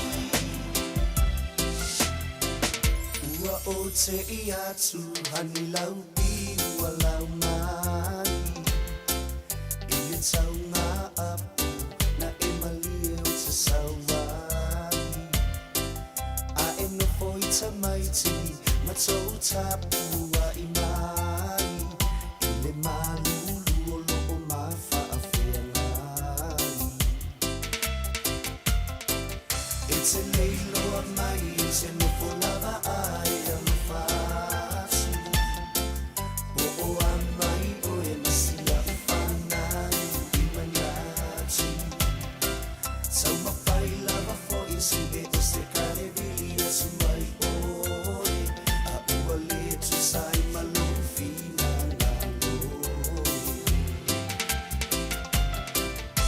Sa ilo loto ele o tutulu lota faleo Sina ona tabala bala pele tasi oe ilo loto A ole vai anima e pea mai na leo soia lo vai Tutu salavata ua papa ese I ono sa imai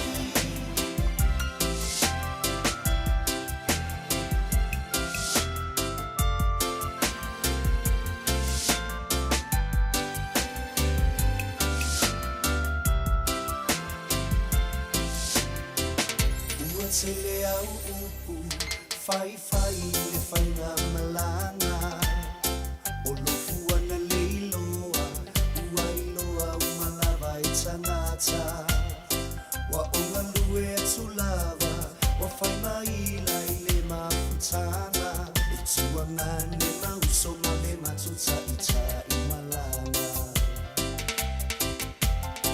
o atanga e te fai mai ai o matuta alunga safai Teine ta alo o le ta amino sanga no umanu malu ai Na pu e ai fa atasi lo uata male ta I malanga Ai le o se ata o se mafutanga ua mafana Ona sa ilo loto ele o tutulu lo ta paleo Sina ona ta bala pele tasi oe ilo uloto A ole vai anima e pea mai Na leo soia lo vai Tutu sa lavata ua papa ese I ono sa I mai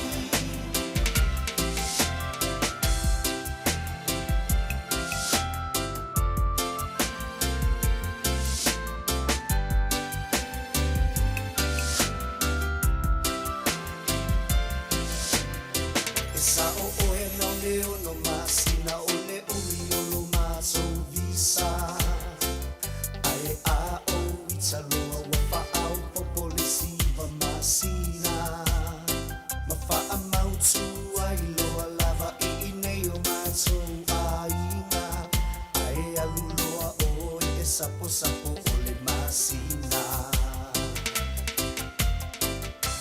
No foi le fale ma awa e te fa alo molu tala E tupu ai lo ita le fai ane e tanata Ma ba ai le pipole na awa e te toe matamatai E le se au ngai lo tai la vai Ai lau la palena e tau whaalala mai Ade tapu ai le api e whaabelai o le toko pai Ono sa ilo lo tole ala ualu atu ma avatu sau aku Ma e whaatali mai o te poi atu mawalo aku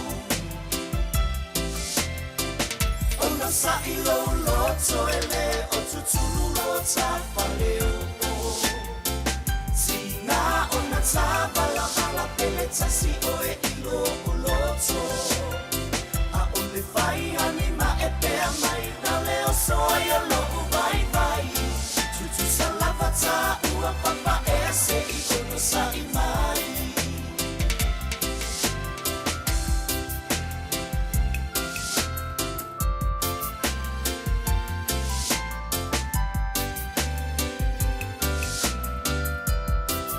Whawhiwhianga su whiwhloi mo tātou le nei wanga la whiawhi. Ia, ma tātou musika o le whai unga le nei vai aso ma le nei aso wharaile.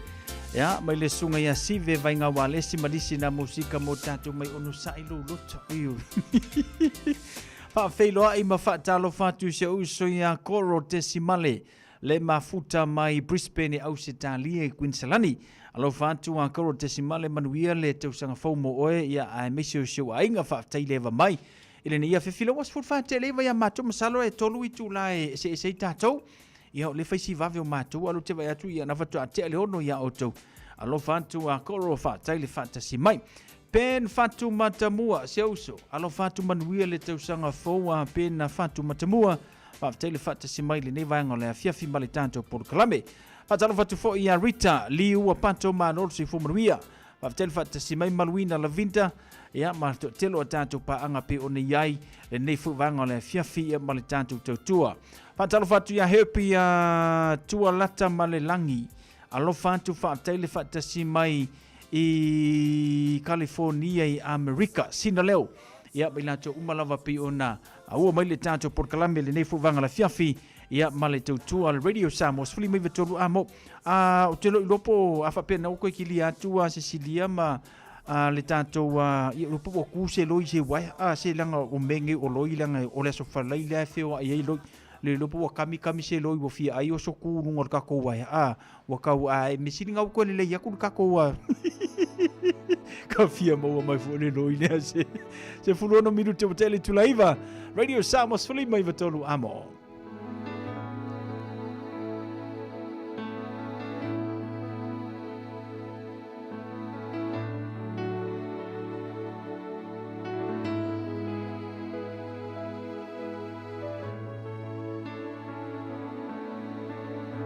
Sawi oe la upele Boane I mau tala e tele Watu I ailo ufatu Ngalo le alofa no avatu La u au roe fa pele pele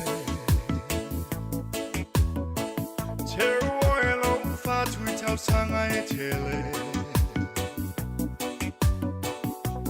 Nei fasia I tayo mawhawhawanga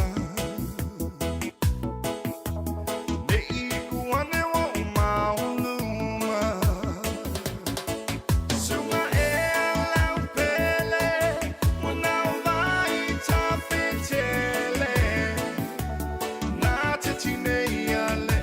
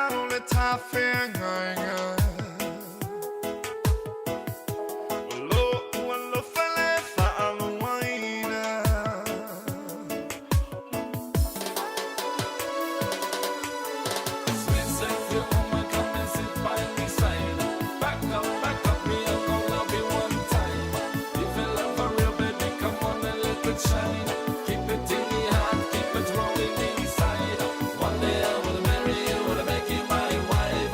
I will love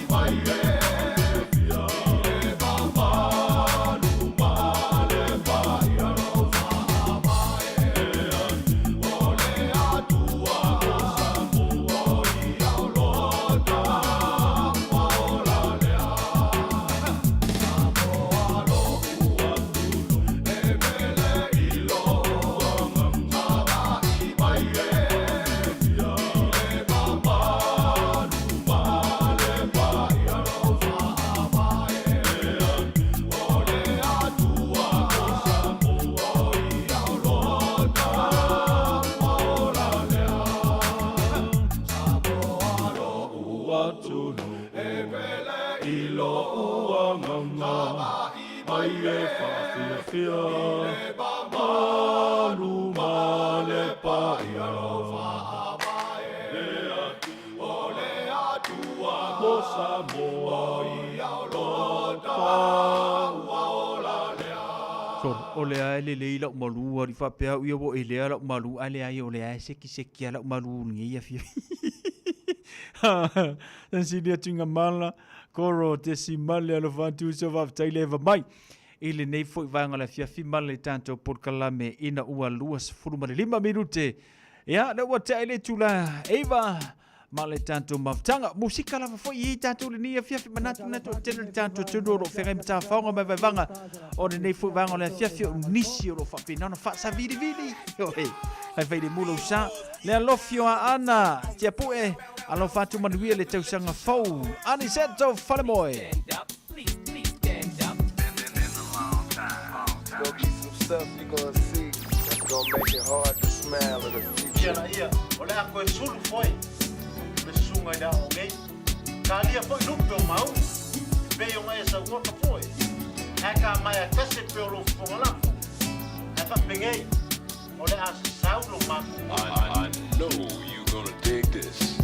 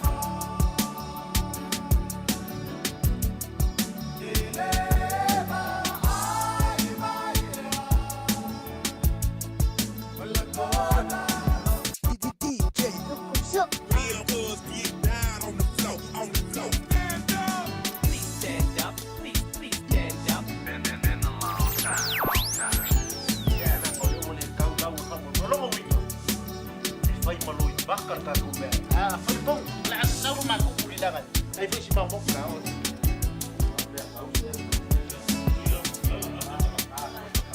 ba ko ko as o si mo so wa ba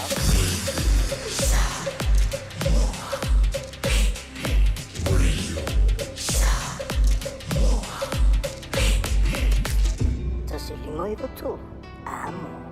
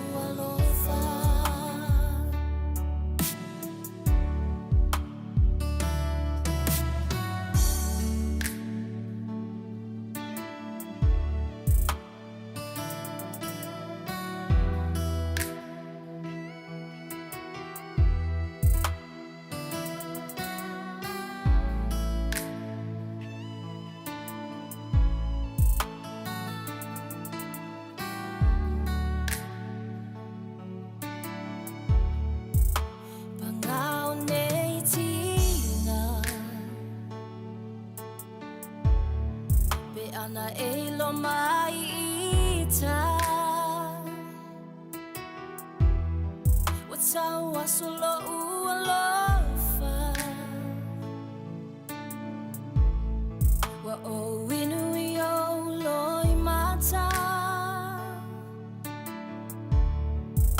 Te tu atu oe e te alu E te alu malo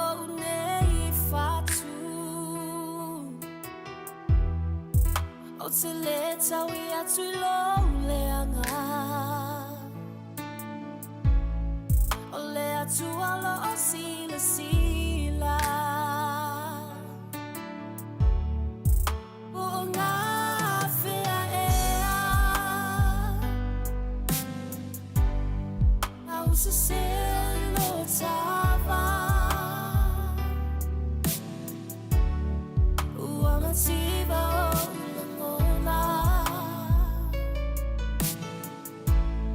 to feel what are you falling out Bunga fea Na osa se ai lo alofa Ua mativa o ulangona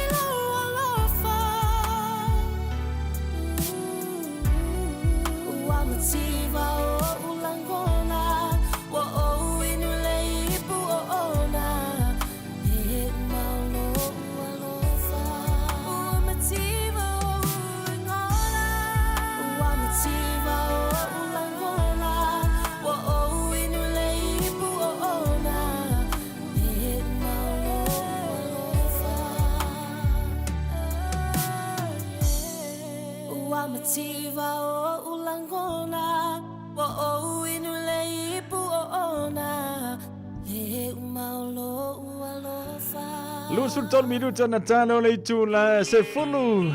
E amatato fa fiang ole nei fo ia fia so forili kafio la iso. Pa vivela la koko Samoa. Io fa yange la toast. So ile se me la nga ya rufu se me e ma no le ole. Ma ia la fia filmoi.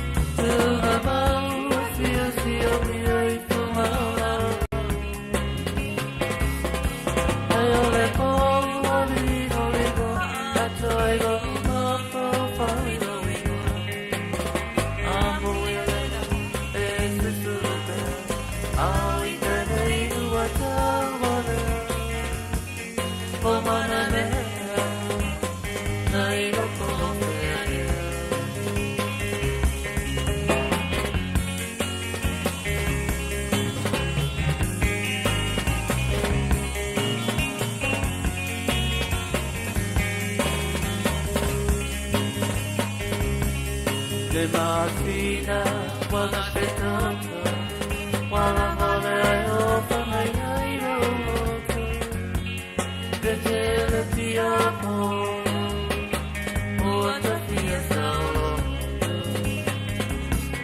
tu ma mano sia mi hai tu ma o le como ni ma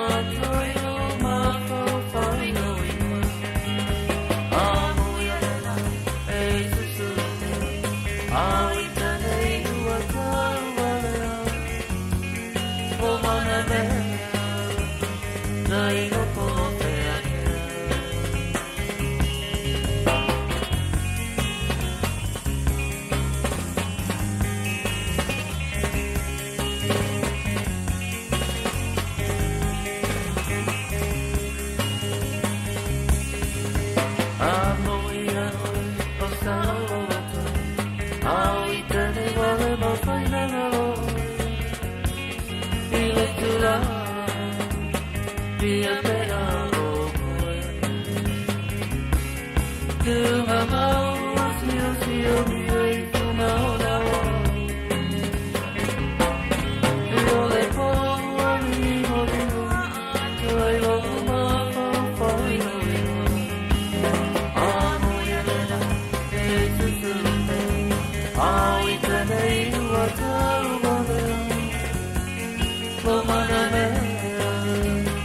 Say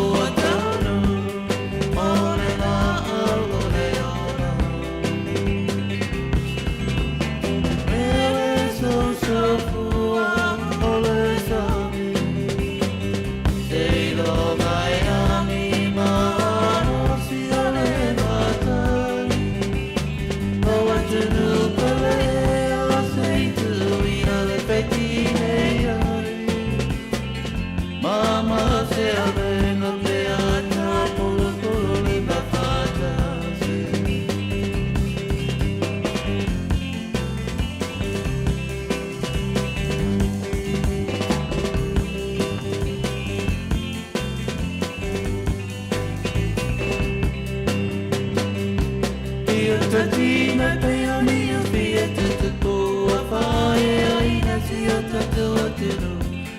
Wale tu o no ina ne ala fōle tupu o tupu. Ai soi ai te whai whai upo, ai ambo ane si o tatu o nganu. Mana tu o whai le tawa e mama e si o na fōle. Ele so so fua, ole sami. Sei lo mai ani mano si ole matani. O te nau tele ea sei tu i ole petine ai. Mama se avenga pea ta polo polo li mawhata.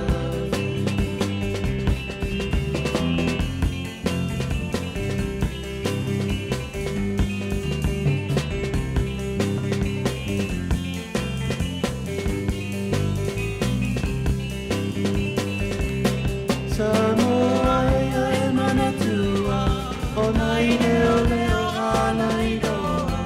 I le pui puina, o tau ala la whana. Ai a hoa tu sui suena, aua e o soi lo mita. Ai ngā loia o e lei o fi me a polo mena.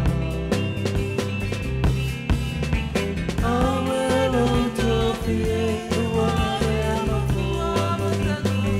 Me fua ma o sarona, oe o le puna le panona. I leo leo e o Samoa, pei pei a o le nai noa lau tau tolai. Leo tia whai mapi leo si o tofi. Ele so so fua ole sami.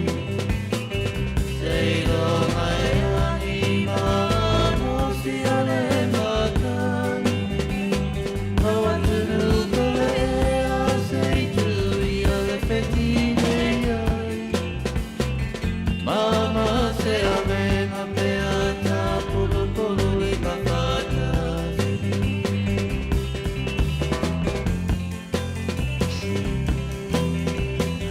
Ia o nai whaafianga lava sufi floi o le nei fuivanga la fiafi ina o tulai mali tātou teimi le wanti le watu se 15 minute o na tā le o se fulu. Rita Tongia Tama, Cecilia Tuinga Mala, ma lor se fu manuia whaafitai lava le whaatasi mai tala le leitiana. Alofa atu tala le leitiana manuia le tausanga fo mo e ma siu ainga tina ngā wang talo whai. Ia le ngata fo ilea se uso ia koro te simale. Ia male to telo na ia tātou pa anga le whaatasi mai le nei a fiafi kuini sa velio. Ia whamanuia atu malolonga le nei po le tātou. Tinu whaatalo whaatu ia teve sa waile ia le mafuta mai, whaatail whaatasi mai. Ia le alofia ana tipue, tiapue, ia lo whaatu whaatail whaatasi mai. Sao pista, ia ma to telo le tātou tunu ule mau mai le tātou porkalame. Male tautua Radio Samoa se 15 iwa tolu amo. Mai alo le tātou pesele, ia o foi mai lo wha ma vai le tātou porklame. Ia ma tātou e vai vanga pi o nei ai, le nei a fiafia lona aso Friday.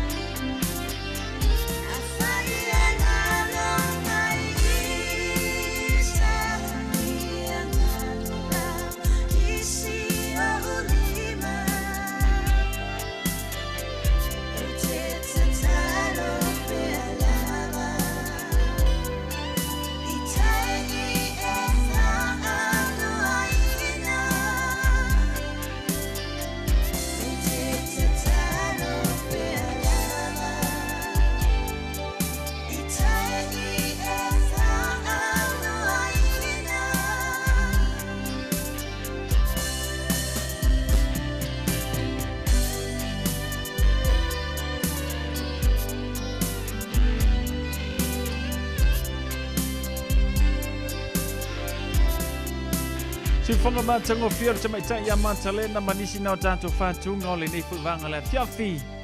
Ya, famaruia to ia le po matanto bo vai vanga Rita Tongia Tama, Cecilia Tuinga Mala, se uso ya Taro Tamai. Ya, le ngata foletina nga wang, fatalo fa mo to umlava manuia malo longo le nei po, le lofio ana a te apue, fa tel fatta simai, manuia foi malo longo le nei po, a mese ia fufuanga fai ungo le nei va yaso. Ya, tato wheroa ia ile songa fua ile lofa melanga le leo le tua fa mangalo se fa matalanga ua le tau tamali whanu le tua ia tu whinangalo fa mangalo mai le tau au na sausi whanua seu fa soifuia.